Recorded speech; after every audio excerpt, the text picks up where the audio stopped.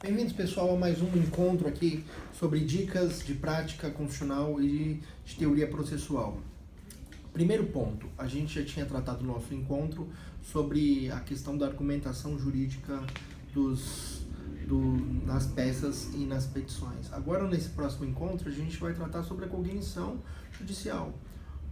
Rapidamente, o que é cognição judicial? É o modo como o juiz interpreta as alegações da parte.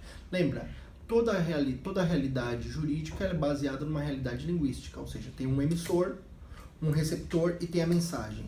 Como o receptor, que é o juiz, o destinatário das peças, ele interpreta as alegações das partes, que buscam o convencimento do juiz.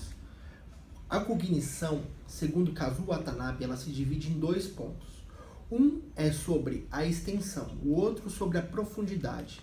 O que seria a extensão? A extensão ela é absoluta ou limitada. A absoluta, o juiz, por exemplo, num processo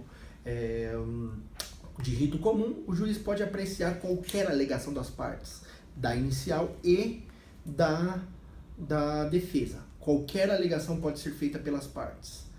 Entretanto, existe a cognição limitada ou relativa, que diz respeito a que o juiz não pode, em alguns casos, o juiz não pode analisar qualquer alegação das partes. O juiz está limitado pela lei. Por exemplo, no caso dos embargos, nos embargos em uma execução. Nos embargos, as matérias são aquelas previstas na legislação processual, ou seja, excesso de execução, validade e liquidez do título. Outras matérias não podem ser tratadas além do embargo. Toda matéria que for trazida, ela é lateral, ela não pode ser analisada pelo juiz. O juiz não pode fazer uma análise profunda sobre o tema. Então, nós temos primeiro no plano da vertical, quer dizer, no plano horizontal nós temos a absoluta, o plano, então, tem dois planos, o plano vertical e o plano horizontal. No plano horizontal temos a absoluta e temos a limitada, ou relativa. No caso, a absoluta, o juiz pode analisar qualquer alegação das partes. Na limitada, o juiz ele tem a sua capacidade de análise das alegações limitada ou condicionada pelas regras processuais. As regras processuais condicionam o juiz a analisar as alegações de forma restrita, ou seja, aquelas previstas em lei. E no âmbito da profundidade? No âmbito da profundidade, as formas de cognição são exauriente e também a cognição sumária. O que é cognição exauriente? Cognição exauriente significa o juízo de certeza feito pelo juiz. O que é um juízo? O juízo, já dizia Kant, é a imputação de um predicado quando um sujeito imputa um predicado a um objeto. Então, nesse sentido, o que isso significa? De forma simples, quando o juiz ele analisa um caso e emite uma decisão, pode ser uma decisão interlocutória ou pode ser uma decisão final do processo, como no caso a sentença. No caso, se for um tribunal, um acordo ou uma decisão monocrática.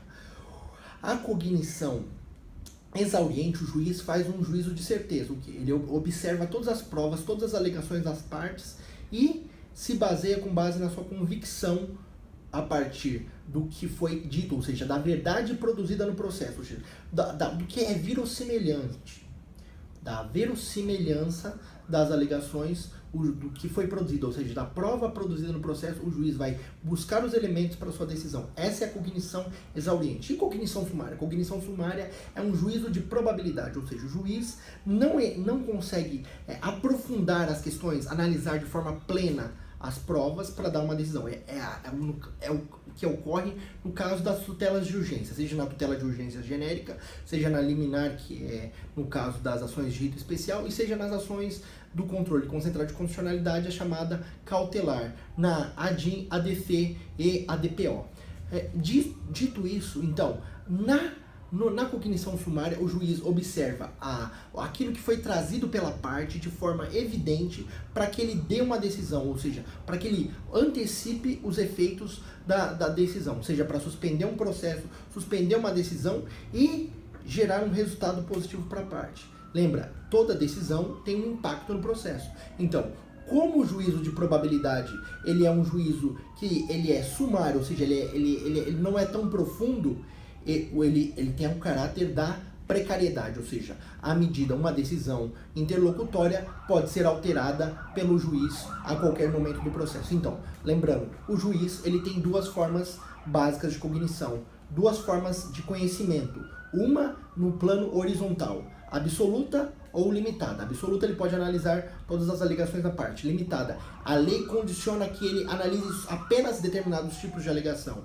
No plano da profundidade, exauriente e sumária. Sumária é quando o juiz faz um juízo de probabilidade. Ele analisa de forma rápida o que é evidente no processo. Se não tem evidência, se depende da análise da outra parte, ele não dá uma decisão favorável. O que ele deixa para que ocorra na cognição exauriente, ou seja, de uma análise completa dos fatos, das provas e das alegações das partes. Lembrando que toda questão fática depende do quê? De prova. Lembra? Toda vez que você tratar de uma questão fática, depende de prova, e prova, onde que eu encontro o ônus da prova? Artigo 373, o autor incumbe provar o quê? O fato constitutivo do seu direito. E o réu? Inciso 2º, os fatos impeditivos, modificativos e extintivos da pretensão do autor. Então, esse é o ônus da prova estabelecido no processo. Eventualmente pode haver uma divergência, pode haver uma inversão do ônus da prova, pode haver uma divisão equitativa da prova ou diversa com base na prudência e nas peculiaridades do caso. Mas a regra geral é essa. Então é preciso tomar em consciência isso.